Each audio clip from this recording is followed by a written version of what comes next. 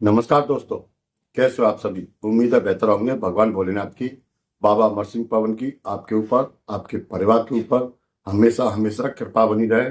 ऐसी मैं भगवान भोलेनाथ से, बाबा अमर सिंह पवन से प्रार्थना करता हूँ।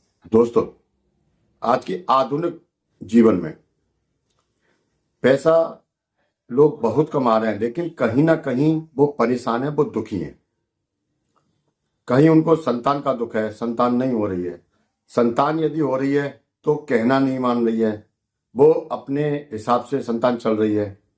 कहीं पर आपका पैसा नहीं है, उससे ज्यादा आपके खर्चे हैं। जितनी आमदनी नहीं हो रही है, उससे ज्यादा खर्चे हो रहे हैं। कहीं पर आपकी आय के साधन बढ़ ही नहीं पा रहे, आपके खर्चे ही पूरे नहीं हो पा रहे हैं। कहीं पर आप घर में कोई ऐसा व्यक्ति बीमार है जिसकी बीमारी में ही सारा पैसा जा रहा है। ऐसे कौन से कारण हैं कि जिनकी वजह से हम सारे के सारे ये कष्ट झेल रहे हैं। और आज के आधुनिकता भरी जिंदगी में ज्यादा से ज्यादा लोग इस बात से परेशान हैं। कुछ नहीं है तो वो कर्ज से तो दबे हुए हैं, वो निकल ही नहीं पा रहा। तो दोस्तों, क्या कारण है? कभी आपने गौर किया, आपका जो गांव देहात था, जो घर था आपका पुश्तैनी, वहां से आप आ गए, आपने बाहर फ्लैट ले लिया, मकान ले लिया, अच्छे बड़े शहर में बस गए, लेकिन आप अपनी जड़ों से कट गए। जो आपके पितृदेव थे, जो आपके कुलदेव थे, जो कुलदेवियां थीं, वो आपने उनका साथ छोड़ दिया, आपने उनको मानना छोड़ दिया। आप अब क्या करते हैं कि आप आधुनिक हो गए। उनकी जो सेवा करनी थी, जो भोग देना था, वो आप जानते नहीं है, वो आप सीखे ही नहीं है। अब आप आधुनिक बाबाओं के सत्संग में जाने लगे।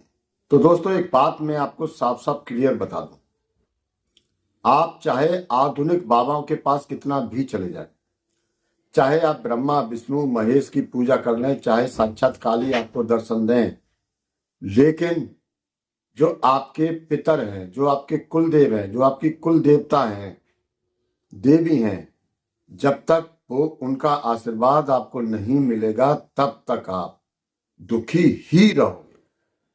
हर समय दुखी रहोगे। संतान का दुख हो सकता है, पैसे का दुख हो सकता है, व्यापार का दुख हो सकता है, मकान का दुख, मकान बन ही नहीं पा रहा है आपका, लाख प्रयास कर लिया, आपका मकान नहीं बन पा रहा है, आपको संतान आपकी बात ही नहीं मान रही है। इतने सारे दुख हो सकते हैं। कुल देवता और कुल देवी और हमारे पितर वो हैं। पितर हमारे पूर्वजों को, पूर्वज हमारे दादा को, दादा हमारे पिता को, हमारे पिता हमको इस धरती पर, इस मृत्यु लोक में जन्म देते हैं। तो हमारे पितर ने हमें जीवन दिया। यदि हम उनको भूल जाते हैं और उनका नाम लेना भी बंद कर देते हैं, उनको छोड़ देते हैं, तो दोस्तों, जब पितर नाराज हों तो कोई भी देवी देवता आपके ऊपर कृपा नहीं कर सकता।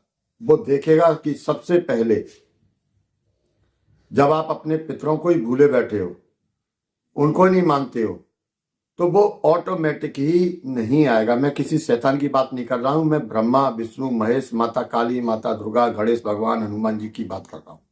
जो देवता हैं, जो देवियां हैं, मैं उनकी बात कर रहा हूं। और दोस्तों, कुलदेवी और कुलदेवता ये हमारे पितरों से भी ऊंचा स्थान रखते हैं।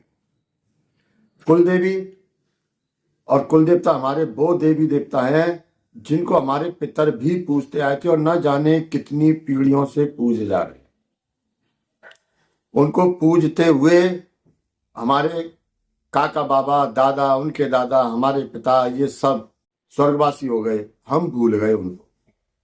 तो सोचिए दोस्तों, जब उनकी आशीर्वाद हमारे कुल देवी कुल देवताओं का नहीं है, तो हमें किसी का भी आशीर्वाद मिल ही नहीं सकता। कुलदेवी नाराज होने से आपको संतान सुख में बाधा आ सकती है, आपके धन के सुख में बाधा आ सकती है, आपके भौतिक सुखों में बाधा आ सकती है। पितर नाराज होने से आपकी संतान आपके मार्ग पर नहीं चलेगी, आपके बताए हुए रास्ते पर नहीं चलेगी, आपके बताए हुए रास्ते से भटकेगी। आपकी संतान तरक्की नहीं कर पाएगी, प्रोग्रेस नहीं कर पाएगी। इतने सारे दुख होते हैं केवल पितरदेव के नाराज होने से, कुलदेवी और कुलदेवता के नाराज होने से। तो क्यों नहीं हम लोग इनको मानते हैं, क्यों इनको छोड़ दिया है। आज मैं आपको इतना सरल उपाय बताने जा रहा हूं, इतना सरल उपाय बताने जा रहा हूं कि यदि आपने ये किया तो आपके ऊपर कुल देवी कुल देवता की ऐसी कृपा होगी, ऐसी कृपा होगी कि आप जब वीडियो देखकर और आप उपाय करने के बाद जब आपको सुख प्राप्त होंगे तो आप लौटकर मेरे चैनल पर आना और चैनल पर लौटकर आने के बाद धन्यवाद बोलना, थैंक यू बोल देना कमेंट में केवल। तो दोस्तों आपको जो करना है उपाय वो करना है शुक्रवार से 21 दिन ये उपाय आपको करना है। कुछ खर्चा नहीं है, कोई भी इसमें मेहनत का काम नहीं है। आपको अपनी कुलदेवी मनानी है। कुलदेवी का स्थान आपको पता है कहाँ पर है? कुलदेवी का स्थान होता है आपके जो घर की चौखट होती है, मेन दरवाजा चौखट, उसके बिल्कुल जस्ट अंदर ऊपर, वहां पे हमारी कुलदेवी विराजती है। और दोस्तों यदि वो वहां पर नहीं विराजी हुई है, हमसे प्रसन्न नहीं है, तो वहां पर नहीं होंगी। और यदि नहीं है तो हमारे ऊपर ये सारे संकट आने ही आने। तो दोस्तों उपाय आप नोट कर लीजिए, लिख लीजिए। आपको ये शुक्रवार से स्टार्ट करना है और 21 दिन तक लगातार करना है। किसी भी प्रकार का कोई खर्च नहीं है इसमें, एक छोटा सा उपाय आपको बता रहा हूं। आपको करना क्या है, आपको शुक्रवार को सुबह नहा धोकर फ्रेश होना है। फ्रेश होने के बाद आपको अपने पूजा स्थान जो है वहां पर आना है। ये सब सुबह ब्रह्म मुहूर्त में करना है दोस्तों, मैं आपको इतना और बता रहा हूं। सूरज निकलने के बाद नहीं करना है, ब्रह्म मुहूर्त में करना है। ब्रह्म मुहूर्त में जाकर ये सब करना है आपको। एक आपको लोटे में, छोटा सा लोटा हो, कटोरी हो या छोटा जो गिलास होता है वो, उसमें आपको दूध लेना है, कच्चा दूध। उसमें कुछ भी नहीं डालना है आपको। और आपको आपके जो भी जिन देवी देवता की आप पूजा करते हैं आप उनकी पूजा करें, उनको धूप बत्ती अगरबत्ती लगाएं, आसन बिछाकर आप बैठ जाएं। अब दोस्तों आपको अपने जो कुलदेवी हैं, आपके जो कुलदेवता है, आपके जो पितर हैं, सबसे पहले उनसे क्षमा प्रार्थना मांगनी, क्षमा प्रार्थना करनी। आपको बोलना, हे मेरी कुलदेवी, हे मेरे कुलदेवता, मुझे आपका ज्ञान नहीं था, आप कौन हैं, आप मुझे अपना परिचय दें। मैं अब तक अपने इस जन्म की, अपने पूर्व जन्म की जाने अनजाने में जो भूल चूक हुई, जो मुझसे पाप हुए, मैं उनकी क्षमा मांगता हूं। दोस्तों इतना करना है आपको।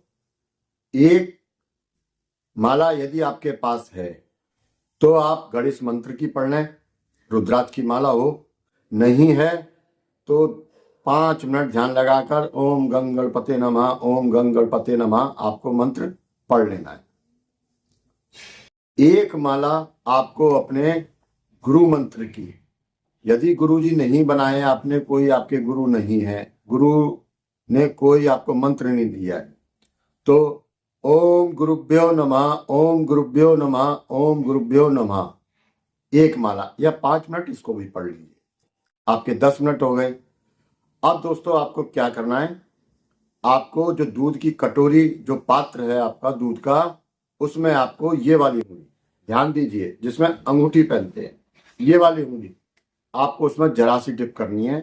डिप करने के बाद आपके जो भी देवी देवता हो, जो मंदिर में आपके विराजमान है, जो पूजा स्थान में आपके विराजमान है, वहां पर छींट मारनी है। ओम इष्ट देवताय नमः एक ही बार छींट मारनी है, ठीक है। अब आपको दूसरी बार छींट मारनी है, ये करके दोबारा छींट मारनी है, ऐसे करके और ऐसे करके। ओम सर्व पितृ देवताय नमः, अपने पितरों को याद करना है।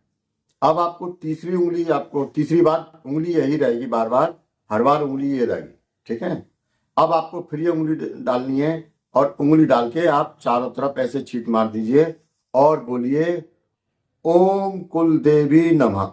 या आपके कुल देवता हो, कहीं पे कुल देवी भी होती है, कहीं पे कुल देवता भी होते हैं, दोनों ही होते हैं। कहीं पर केवल कुल देवता होते हैं, कुल देवी नहीं होती हैं।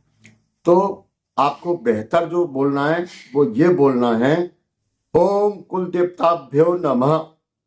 इसमें कुल देवी भी आपकी शामिल हो जाती है, कुल देवता भी आपके शामिल हो जाते हैं। दोस्तों ये सब हो गए। अब इसके बाद आपको क्या करना है, आपको एक मंत्र बोलना है और कम से कम 11 बार बोलना है। जब कुलदेवी या कुलदेवता के नाम का ये आप छींटा मार दो दूध के, तो आपको एक मंत्र बोलना है और कम से कम 11 बार बोलना है। ओम संतान सुखम धन देही श्री कुलदेव्यो नमो नमः। ये आपको 11 बार मंत्र बोलना है। दोस्तों, इसके बाद आपको 5 मिनट लगभग अपनी कुल देवी का ध्यान करना है, कुल देवता का, अपने पूर्वजों का ध्यान करना है। ध्यान करने के बाद आपको एक ये लगाना है, दूध में डुबोना है। दूध में डुबो के आपको एक टीका दूध का ही अपने यहाँ लगाना है। और दोस्तों, सभी को प्रणाम करके, अपने इष्ट देवता को प्रणाम करके, अपने पितरजनों को प्रणाम करके, देवी देवता को प्रणाम करके आप उठ जाए। मुश्किल से 20 मिनट का ये उपाय है, न कोई खर्चा है। दोस्तों, इस दूध को आप किसी भी काम में ले सकते हैं। आप इसकी चाय बना लें, सभी लोग पिए, आप इसको गर्म करके पी लें, आप किसी भी काम में लें। फेंकना नहीं है, जानवर को नहीं देना है, क्योंकि ये प्रसाद है।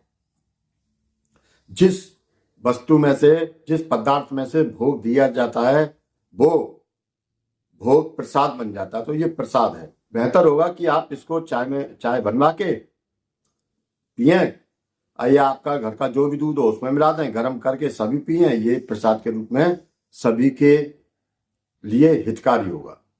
दोस्तों, वीडियो आपको पसंद आई हो तो वीडियो को लाइक करके, मेरी बात आप तक पहुंची हो, चैनल पर पहली बार हो तो चैनल को सब्सक्राइब करके, वीडियो को लाइक करके, कमेंट में हर हर महादेव, जय बाबा अमरसिंह पवन की जरूर लिखें। आज की वीडियो में केवल इतना ही। मिलते हैं अगली वीडियो में, तब तक के लिए नमस्कार।